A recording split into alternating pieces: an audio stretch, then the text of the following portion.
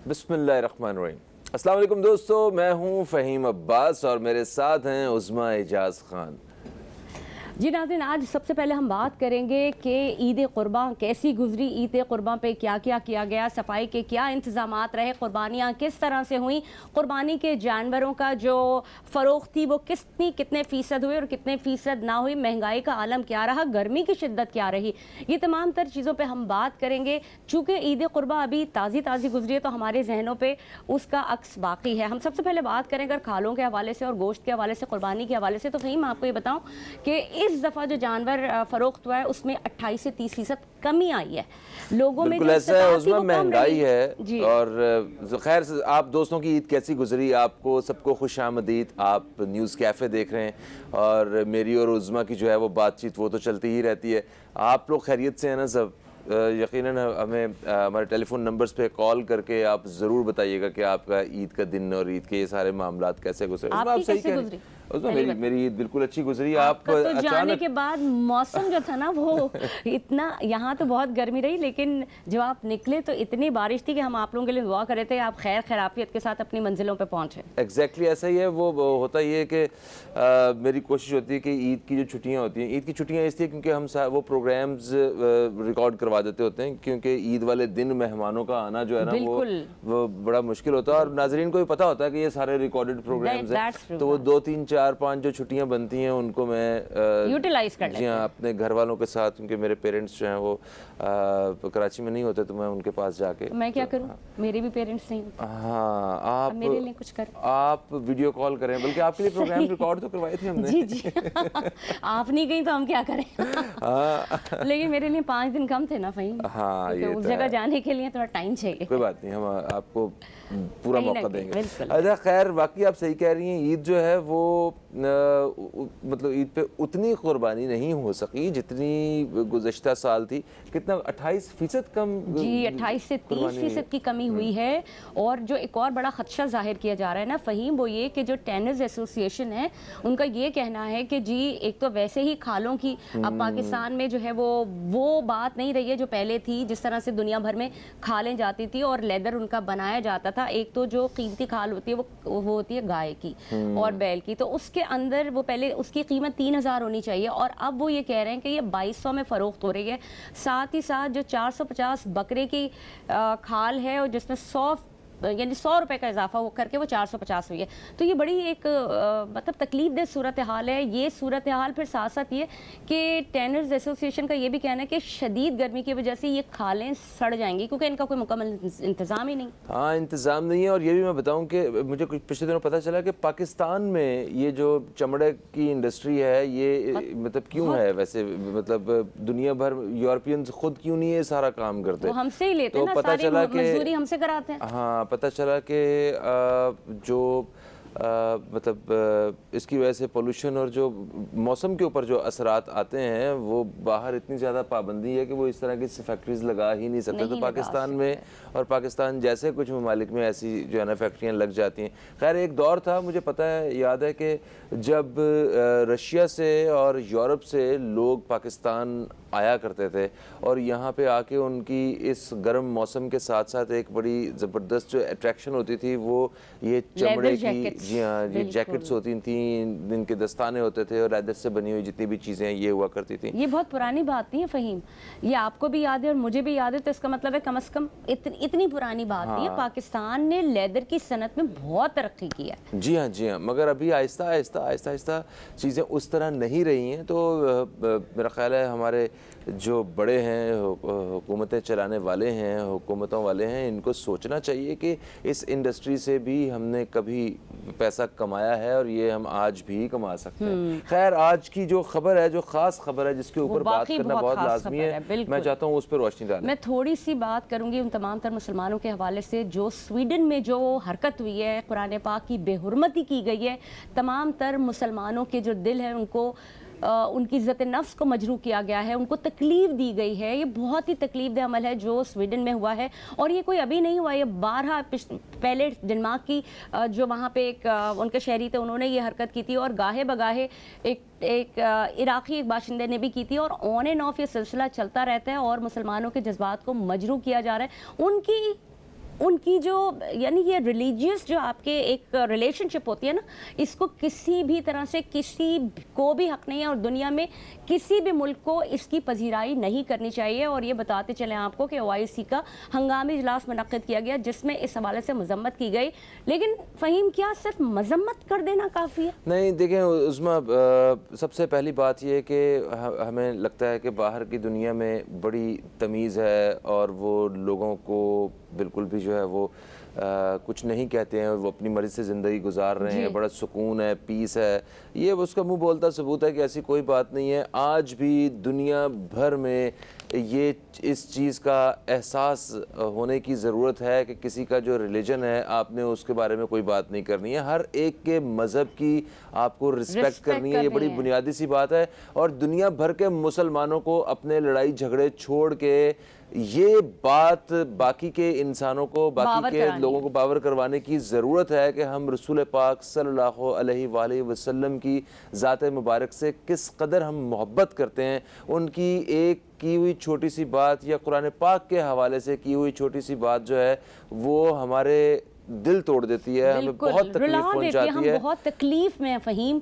Exactly. तो हमें सारे मुसलमानों को मिलके और जितने भी ममालिक हैं मुसलमान ममालिक, इनको सीरियस नोट पे इस हवाले से काम करना चाहिए और ये बात जो है वो रजिस्टर्ड करवानी चाहिए कि आप बिल्कुल भी ऐसे लोगों को जो, और हमारे मुसलमानों के बीच में भी किसी मजहब के हवाले से बिल्कुल, और हम भी अगर करें और कोई सिर्फ मजम्मती बयानात देने से कुछ नहीं होगा, चाहे तमाम मुसलमानों की जो तंजीम है OIC मिलके कर ले, लेकिन सिर्फ मजम्मती बयानात देने से कुछ नहीं होता।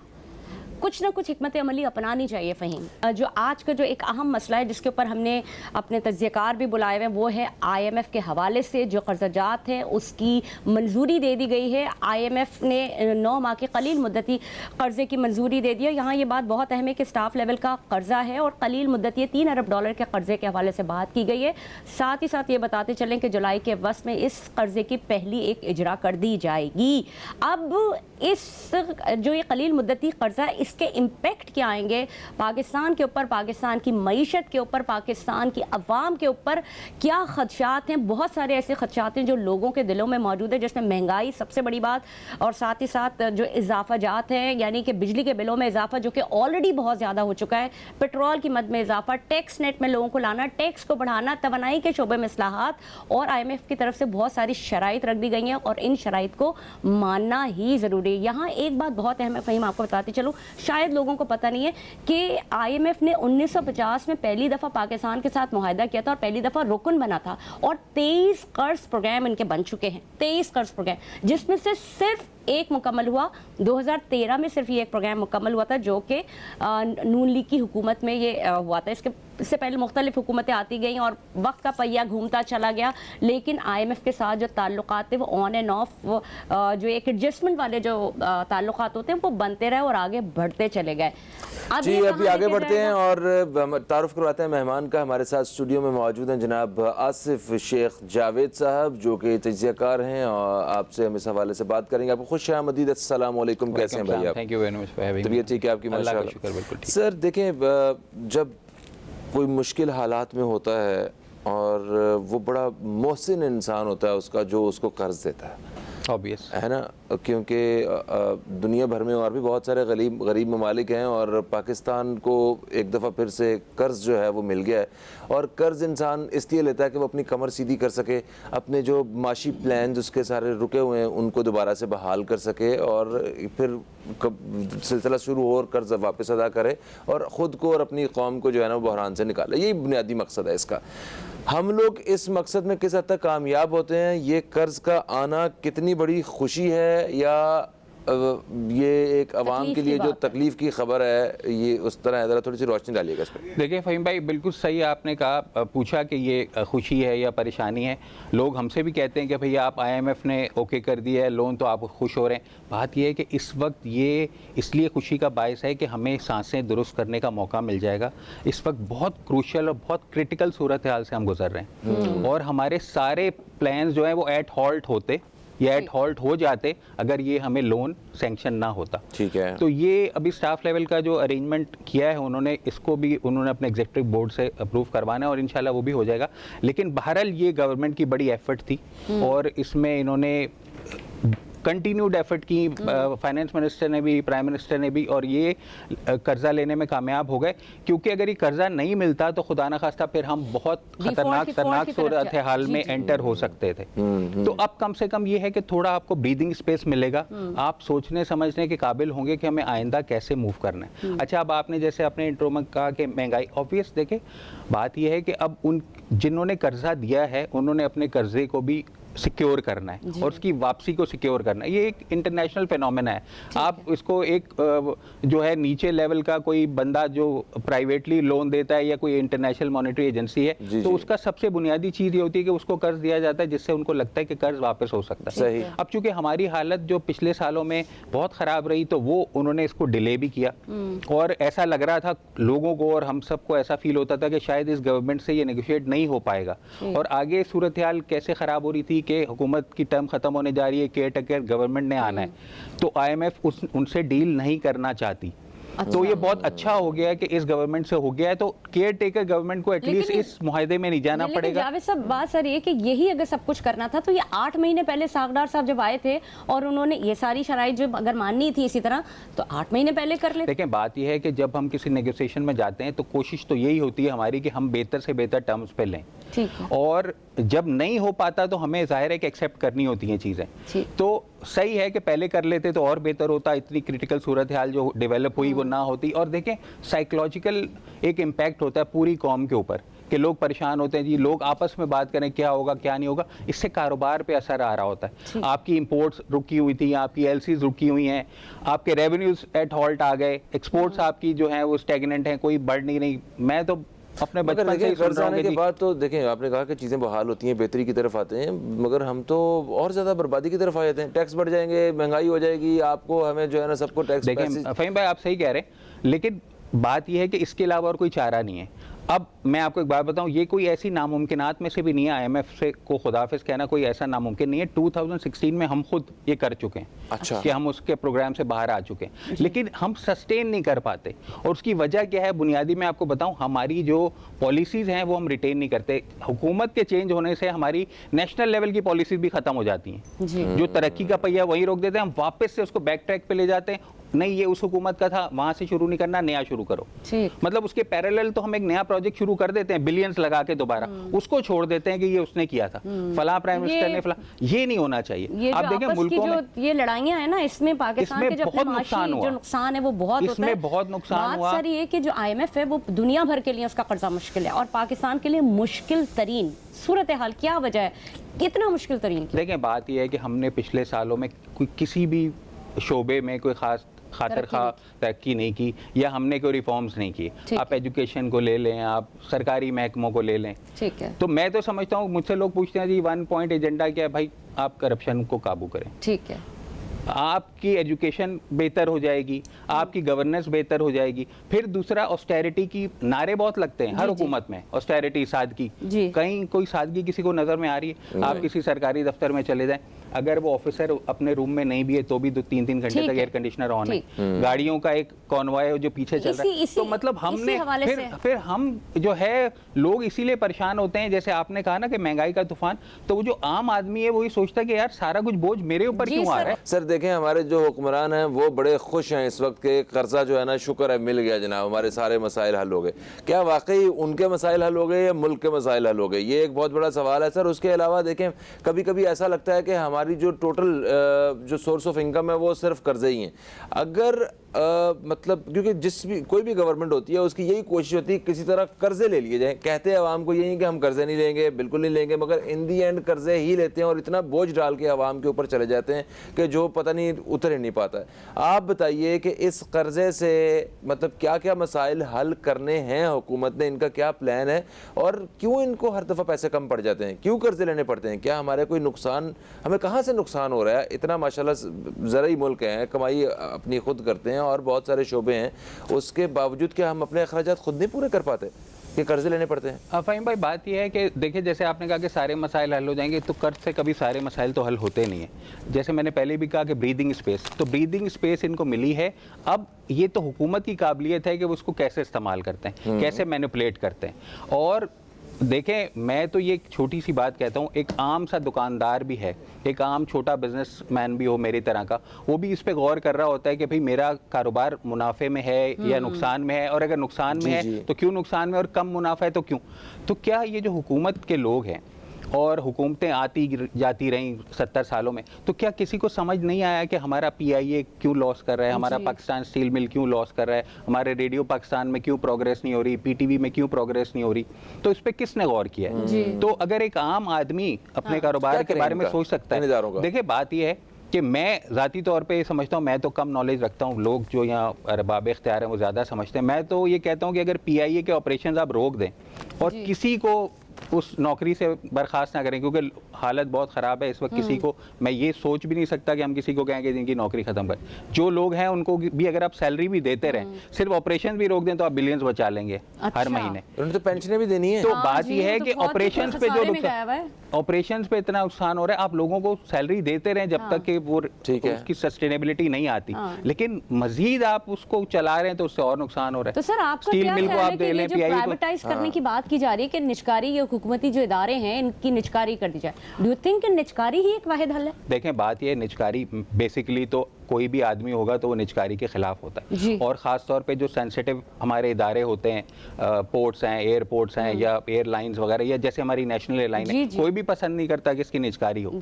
लेकिन ये कि अब अगर आपने देख लिया कि 70 साल में आप उसको नहीं संभाल सके, और वो मुनाफा तो दूर की बात है, वो बगैर मुनाफा भी के नहीं चल रही, वो नुकसान दर नुकसान, और वो एक्यूमुलेटेड नुकसान होता जा रहा है, साल ब साल अब नुकसान बढ़ता जा रहा है। तो उसके अलावा फिर क्या चाह रहा है? तो उसे नुकसान पहुंचाने वाले भी अगर हम खुद ही हैं, और जो बीच में करप्शन हो रही है वो भी हमसे नहीं पकड़ी जा रही है, नहीं पकड़ना चाह रहे, या हमें पता भी नहीं है, तो बेहतर है ना कि वह किसी को दे दी जाए। मैं कुछ देर पहले ब्रेक में इस तरह हम बात कर रहे थे कि हमें PTCL, ठीक है, ये पाकिस्तान का एक बहुत बड़ा इदारा है, और इस मुझे याद है बचपन में कि हमें अपने घर का फोन ठीक रखने के लिए वो लाइनमैन जो होता था ना, उससे सलाम दुआ रखनी पड़ती थी, उसे उसका नंबर रखना पड़ता था, वो आता था, उससे चाय पूछते थे, जी चाय पियेंगे, और जनाब ठीक ठाक हो सब, जी।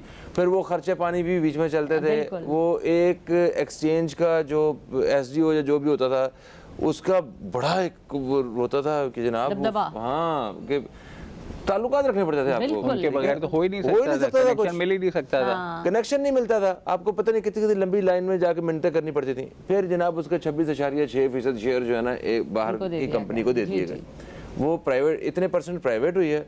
और अब आप सिर्फ फोन करें हेल्पलाइन पे, बंदा आपके घर के बाहर होता है, जी बचन आपको बताएं, वो कहता है हमने इंटरनेट लगवाना है, कहते हैं नहीं आपको साथ फोन भी देना है हमें, वो कहते हैं नहीं इंटरनेट और चले फोन दे दे, कहते हैं केबल भी देनी है आपको साथ हमने। तो इतने इंसेंटिव्स दे रहे होते हैं। अब देखें कितना बेहतर हो गया, उनके आने से उन्होंने इतना अपने आप को बेहतर किया कि जितनी बाकी इधर उधर की कंपनियां थी, वो जो बाहर से भी कुछ कंपनियां आई थी, वो सब इधर उधर हो गई। ऐसा टफ कंपटीशन दिया हुआ उन्होंने प्राइवेट सेक्टर को।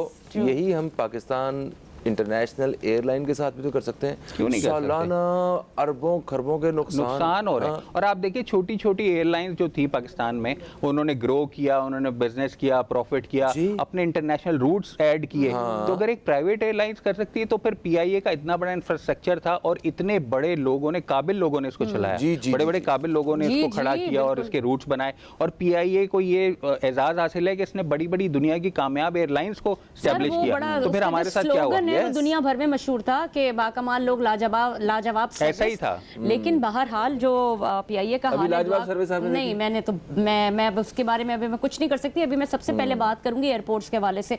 कहा यह जा रहा है कि जो IMF ने इस्लाहात दी हैं उसमें तवानाई के शोबे और मुख्तलिफ चीज़ों में तो है ही बातें, लेकिन गवर्नमेंट की तरफ से ये इस्लाहात भी सामने आई है कि जो एयरपोर्ट्स को भी आउटसोर्स कर दिया जाए। सर, ये बहुत सेंसिटिव जगह है, डू यू थिंक कि ये फीजिबल है? और सबसे पहले इस्लामाबाद एयरपोर्ट को आउटसोर्स करने की बात की गई है।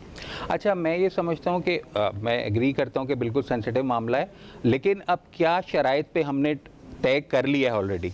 अगर हमने इन शराइत पे हमारा कर्जा अप्रूव हो गया है तो फिर तो हम बैक ट्रैक नहीं कर सकते। ठीक। और अगर आप राय लेना चाहें तो ऑब्वियसली कोई भी नहीं चाहता कि भाई हम अपनी चीज़ें उनके हवाले कर दें, लेकिन कुछ मजबूरियां हैं तो हमें करना पड़ेगा। लेकिन असल करने वाली बात यह है कि अब तो हम उससे सबक ले लें कि इससे वापस कैसे निकलना है इस प्रोग्राम से। ये तो हो गया, अब जी मजबूरी भी थी और पिछला सब। वाला बाद क्या प्रोग्राम से करेंगे? इसके बाद क्या इसके करेंगे? बाद क्या करेंगे? ये तो आपने जो भी करके कर लिया, इसके बाद क्या क्या करेंगे? अपने आने वाले, अपने जो हुकूमतें हैं उनके लिए और अपनी आने वाले बच्चों के लिए, क्या मतलब देखिए, अगली इसके लिए नस्लों के वही लिए बात क्या जो हम शुरू करके में जा रहे हैं? प्रोग्राम में हुई, इसके लिए तो फिर महंगाई करनी पड़ेगी। इसके लिए तो, क्योंकि आपने अगर कर्ज वापस भी करना है तो आपने कहीं से रिकवर करना है सर महंगाई और करने एडिशनल के लिए, करना है। पर बेसिक चीजें तो आवाम को मिले ना। बाकी की देखें, जो मैं दुनिया आपको है, बताऊं उनको कमजोरी basic कहां पर चीजें- है। कमजोरी कहां पे है कि आपका टैक्स नेट ब्रॉडन नहीं होता। ठीक है। वही गिनती के लोग, कुछ 10 लाख या 9.5 लाख आपने पूरे 22 करोड़ 23 करोड़ में से चूज किए हुए हैं कि जी यही लोग टैक्स देते रहेंगे। आप उन्हीं के ऊपर बर्डन करते रहते हैं, अब इतने परसेंट इतने परसेंट इतने परसेंट। आप टैक्स नेट को ब्रॉड करें, उसका स्लैब डाउन करें। इस हुकूमत ने कितना किया भला अभी तक?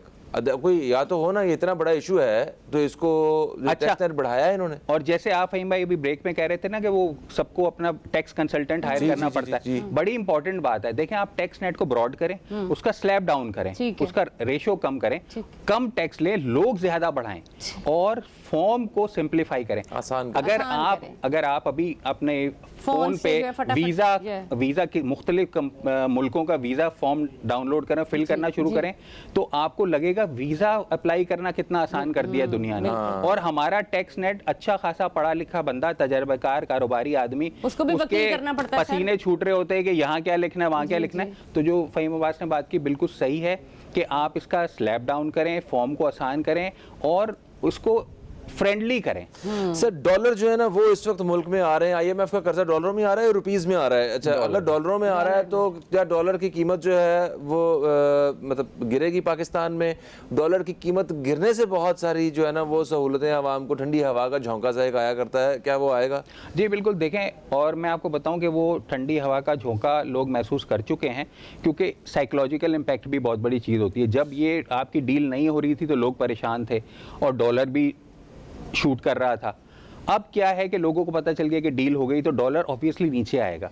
अगर हुकूमत इस पे कामयाब हो गई कि इसको कुछ 2-3 महीने तक वो कम पे रोक लेती है, तो मैं आपको बताऊंगा कि वो जो डॉलर्स जो लॉकर्स में रखे हैं वो मार्केट में आएंगे। अगर वो लॉकर में रखे हुए डॉलर्स वो मार्केट में आते हैं तो फिर ये हम इसको सस्टेन करेंगे, हमारा डॉलर का रेट नीचे रह जाएगा। लेकिन अगर ये हुआ कि वक्ती तौर पे कम हुआ और लोगों ने सोचा कि अगर हम 10-15 दिन निकाल दें या 20 दिन निकाल दें और फिर देखते हैं, और फिर डॉलर अगर दोबारा फ्लक्चुएट, वो नहीं। अगर आप जिन लोगों ने रखे हुए हैं डॉलर, करोड़ों डॉलर्स, अगर वो मार्केट में आते हैं डॉलर कम, और मैं आपको बताऊं ये 2014 में हो चुका है। 2014 में हो चुका है। डॉलर का इतना ड्रास्टिक डिक्लाइन हुआ था कि लोग पूरी दुनिया से डॉलर यहाँ मंगवाने पे मजबूर हो गए, और जिनके डॉलर्स थे उन्होंने बाहर निकाले, मार्केट में दिए, क्योंकि उन्हें डर था कि मजीद गिरेगा। अच्छा। तो ये हो चुका है। तो अगर ऐसा हुकूमत करने में कामयाब हो जाती है कि इस डॉलर को कम रेट पे कुछ अरसे तक रोक ले, तो ऑब्वियसली वो इनको सप्लाई मिलेगी डॉलर्स की और मार्केट में बेहतरी आएगी। तो ऑब्वियसली जब डॉलर नीचे आता है तो सारी चीजें होंगी, आपकी एलसीज में सहूलत होगी, इंपोर्ट्स में सहूलत होगी, ड्यूटी टैक्सेस में सहूलत होगी, रेवेन्यूज भी बढ़ेंगे आपके। यहाँ ये भी बताइएगा कि अगर ये कलील मुद्दती कर्जा टाइम पे इसका प्रोग्राम पूरा नहीं हुआ तो क्या होगा? क्योंकि पिछला जो प्रोग्राम था वो भी पूरा नहीं हुआ, इसके क्या असरात मुरत्तब होंगे? अब देखिए, ये तो एक स्पेकुलेशन है कि अगर ऐसा नहीं होगा, हमें तो उम्मीद करनी चाहिए कि होगा, क्योंकि पहले लोग देख चुके हैं कि वो उसको प्रोग्राम को कंप्लीट करने से क्या क्या नुकसान होते हैं। तजुर्बात जो है ना वो कुछ ऐसे ही बता रहे हैं, तो बहुत खतरनाक होता है हमारे मुल्क के लिए और बहुत नुकसान उठाते हैं। और नुकसान देखें मेजॉरिटी जो है वो आवाम उठाती है, उसको बिजली में, गैस में, पानी में, तनख्वाहों में, टैक्स में, इनडायरेक्टली आप देखें ना कितने सारे टैक्सेस कट रहे होते हैं। तो ये हमारा मसला ये है कि अगर इसको नहीं हुआ ये कंप्लीट तो ये खराबी की तरफ जा सकता है। Thank you so much Asif साहब तशरीफ लाए। और दोस्तों, आज हमने मौजूदा सियासी सूरत के हवाले से अपने मेहमान के साथ बात की। जो आपकी राय है वो हमारे फेसबुक पेज www.facebook.com/newscafe पे जरूर दीजिएगा। जी वो वजह ये थी कि जैसे उन्होंने कंटिन्यू किया कि 21% अगर ये प्रोग्राम इसी तरह चलता रहा तो 21% महंगाई का खदशा है, लेकिन अगर प्रोग्राम में ज़रा भी फ्लक्चुएशन हुई तो ये डबल पे बढ़ जाएगी महंगाई 9 माह के कलील मुद्दती अरसे में। सही कहा आपने उस्मा। प्रोग्राम का वक्त अपने अख्ताम की तरफ आ गया दोस्तों, इंशाल्लाह आपसे फिर मुलाकात होगी, तब तक के लिए खुदा हाफिज़। पाकिस्तान जिंदाबाद।